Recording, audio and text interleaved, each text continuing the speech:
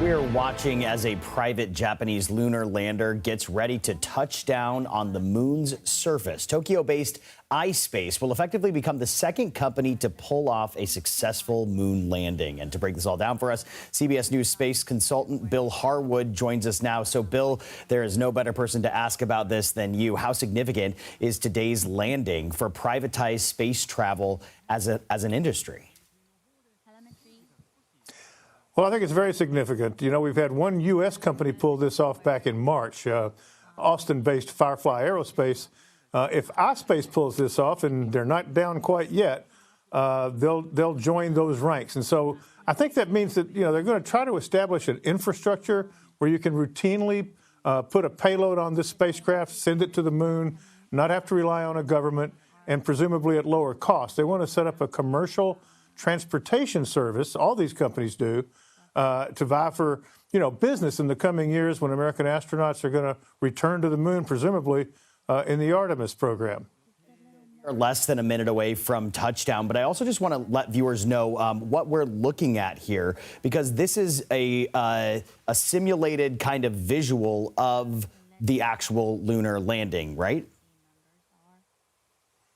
Yeah, that's correct. This is the data is driven by telemetry from the spacecraft, so it's real data. It's just the picture is giving you a sense of the spacecraft's orientation. This is the Japanese Mission Control Center in Tokyo, where they're actually monitoring that telemetry and passing it along to us.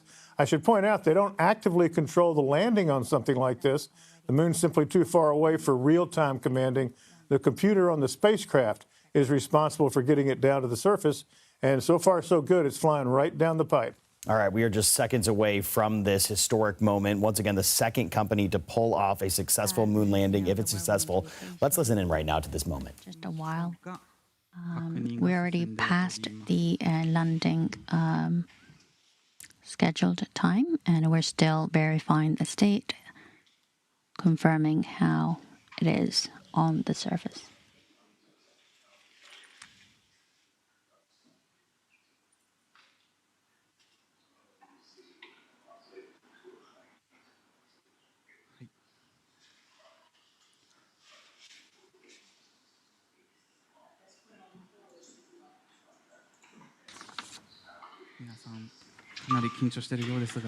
I can see the nervous look on everyone's face in MCC.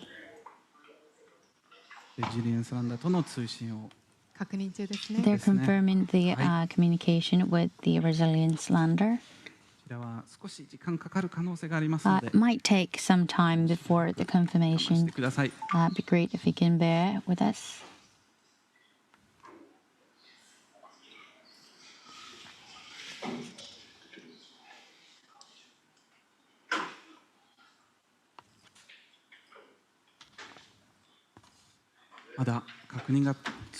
Well, still, we're in the process of confirmation and verification.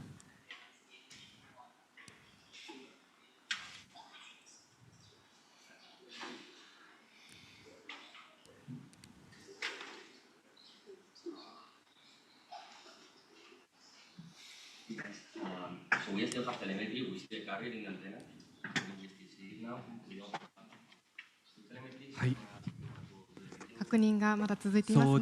Still in the process of confirming, checking.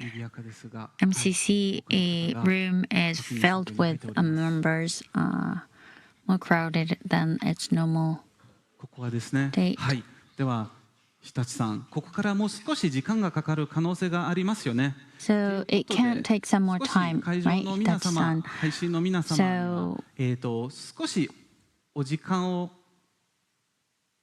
いただくことになりそうです。I think we need some time before sharing the status to people in the venue and those who are watching online.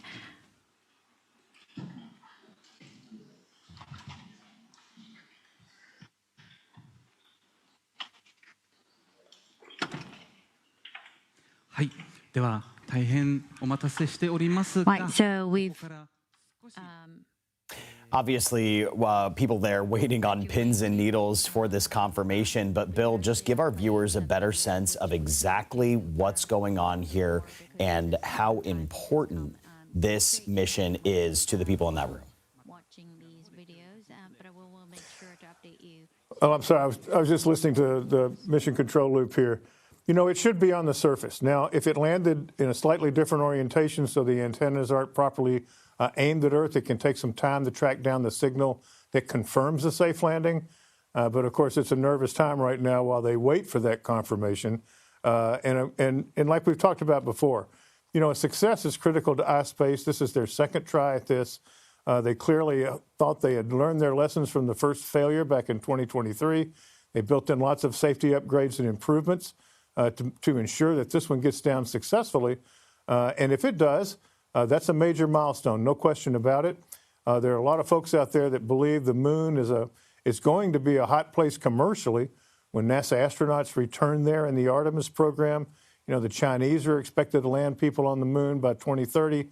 So there's going to be a lot of traffic to and fro, and companies like iSpace want to capitalize on that, offer rides to the moon for private industry, for universities, even governments looking for a low-cost way to get a payload or some technology demonstrations to the surface. And a success helps make that happen. Obviously, if it didn't succeed, that's 2 strikes in a row, and it'll be a tough pill to swallow for those men and women we've been watching who spent the last 2 years working around the clock pretty much to make this mission happen. Right. All that work boils down to a few very critical moments.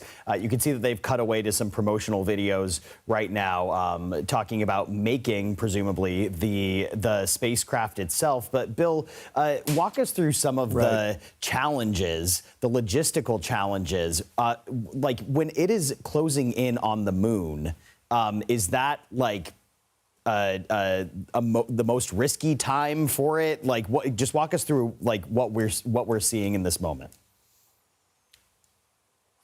Well, you know, it's like an airplane flight. They always say takeoffs and landings are the riskiest part of the flight, and the same is true of here. You got to get through launch.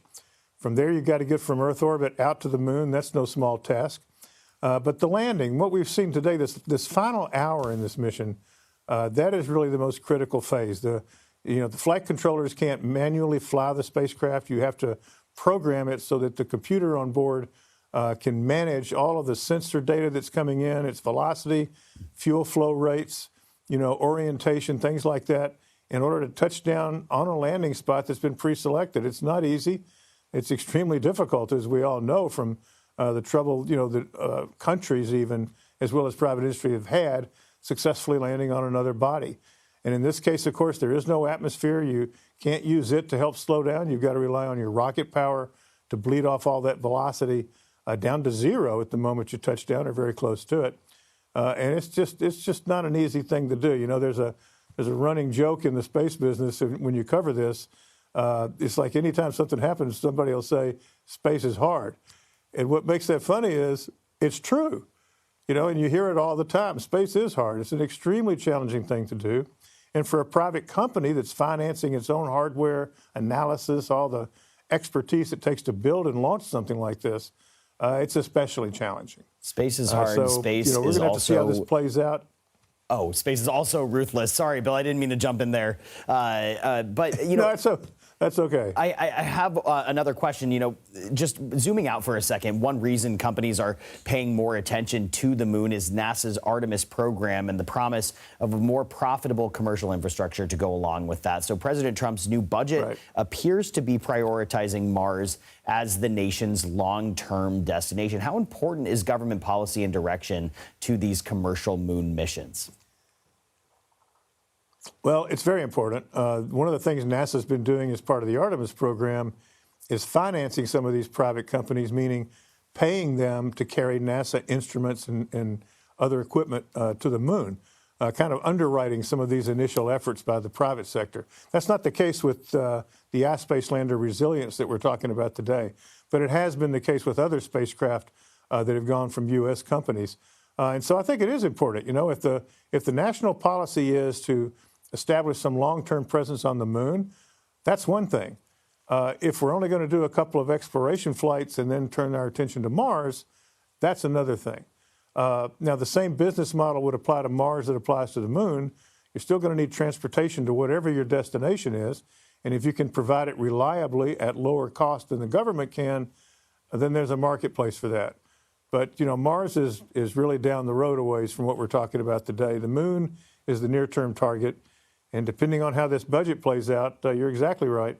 That could have an effect on how these companies go forward. Yeah, living in a time where we're even talking about Mars travel, it's such an incredible thing and so hard to wrap my head around. Bill Harwood at the Kennedy Space Center for us. Bill, we'll come back to you once we get an update.